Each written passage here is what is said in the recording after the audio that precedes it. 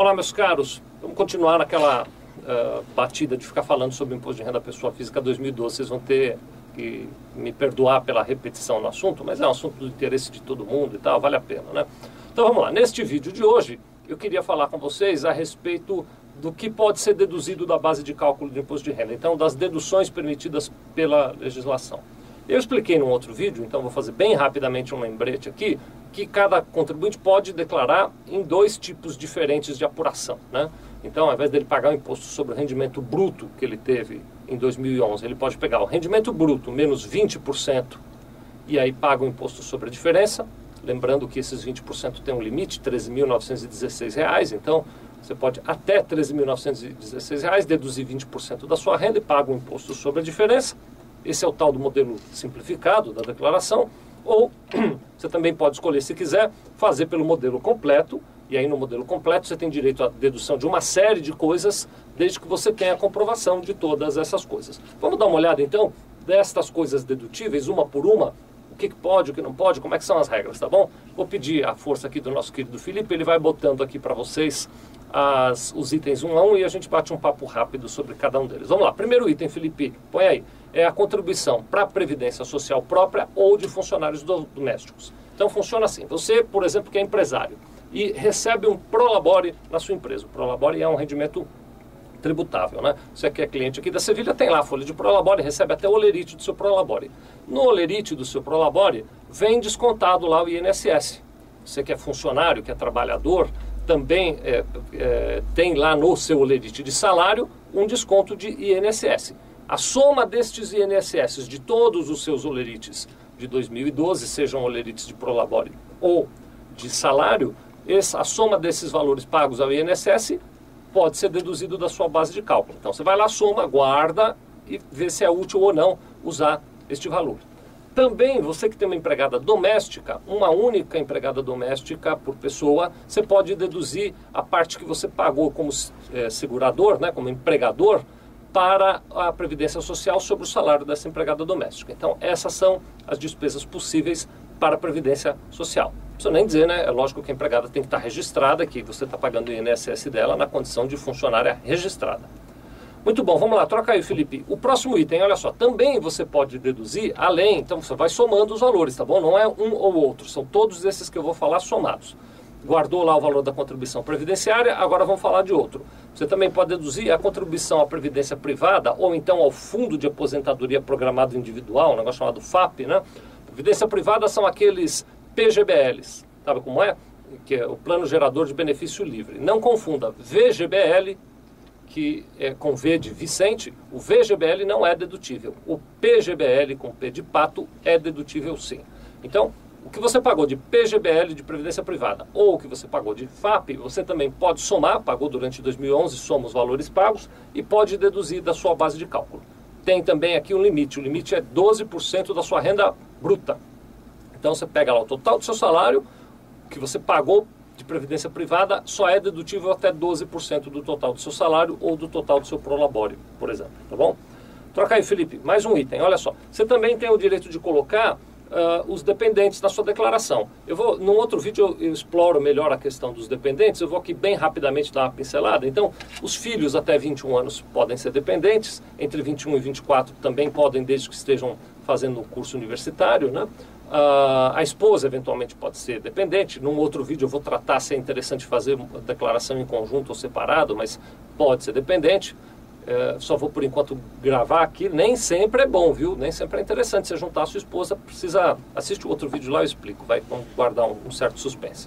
Mas a esposa pode, eventualmente os pais e avós também podem, desde que eles não estejam obrigados a apresentar suas próprias declarações de imposto de renda, mas também é importante ficar atento, nem sempre é vantajoso colocar pais e avós, você tem que juntar os rendimentos deles na sua declaração e eventualmente acaba ficando mais caro do que barato, né? Mas enfim, para o conjunto de dependentes que você colocar na sua declaração, você pode deduzir o valor de R$ 1.889,64 para cada um. Então você pega lá seus dependentes e deduz R$ 1.889,64 para cada um. Tem outro vídeo só sobre dependentes, não deixe de assistir, viu? Vamos lá. Aí tem a questão das despesas para instrução. Com instrução é mais um item aí que o Felipe já deve ter colocado na tela. Então, você tem individualmente o limite de R$ 2.958,23 por pessoa para fazer despesas com instrução. Isso na prática, se eu explicar direitinho para você entender, quer dizer o seguinte, vamos supor o seguinte, que você estude e você tem 2 filhos que também estudam. Você está fazendo lá a sua pós-graduação, seus 2 filhos estão estudando numa escola particular, cada um deles. Muito bem.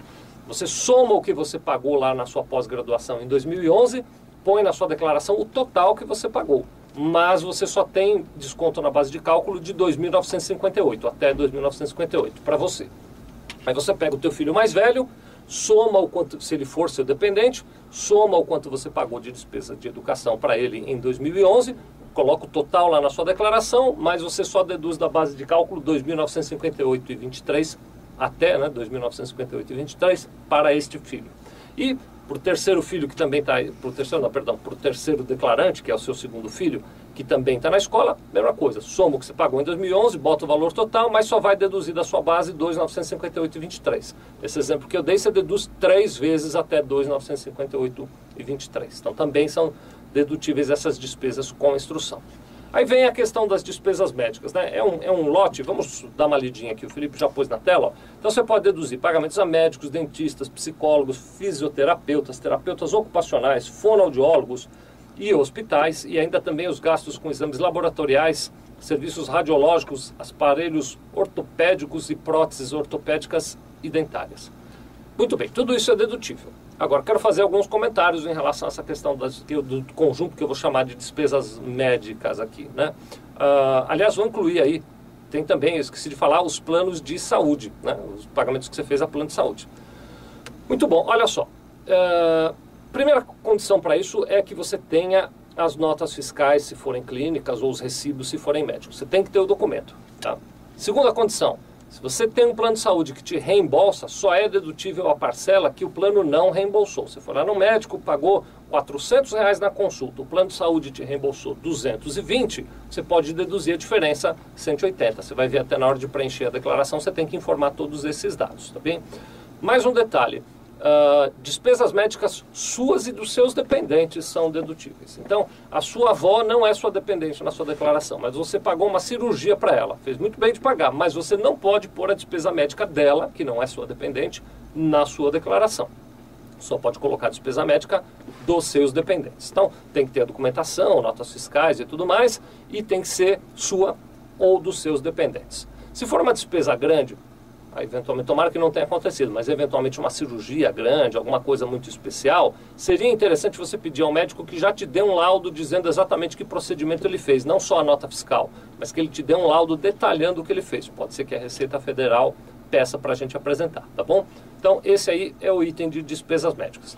Mais um item é a questão da pensão alimentícia que você paga.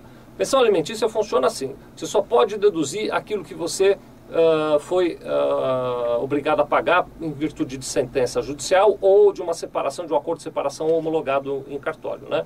Então, a tua obrigação que está escrita lá é pagar, digamos, 3 salários mínimos. Você, como bom pai ou como boa mãe, resolveu pagar R$2.000 e não 3 salários mínimos, fez muito bem, mas só é dedutível aquele limite que ficou determinado como obrigatório para pagamento, tá bem? E por fim, tem a questão do livro caixa. O livro caixa é um assunto um pouquinho mais complicado, eu já gravei outros vídeos. Os profissionais liberais, então médicos, dentistas, advogados, engenheiros e outros dessa natureza de profissionais liberais, eles podem, na apuração dos rendimentos da sua profissão, deduzir as despesas que eles tenham para o exercício dessa profissão. Para isso, eles precisam fazer a escrituração desse tal livro caixa. Então, se você é profissional liberal, o valor que você gastou lá do livro caixa, você também pode considerar como despesa dedutível. Então, esse aí é o conjunto de deduções que a legislação permite que você faça na sua declaração. É lógico que nesse vídeo eu enxuguei o assunto, tem alguns detalhes, eu recomendo que você seja cuidadoso. Vou terminar fazendo a nossa propaganda. Se você quiser, a gente faz a sua declaração do imposto de renda, entra lá, www.sevilha.com.br/IRPF, tem todas as instruções que você precisa, tá bem? Muito obrigado.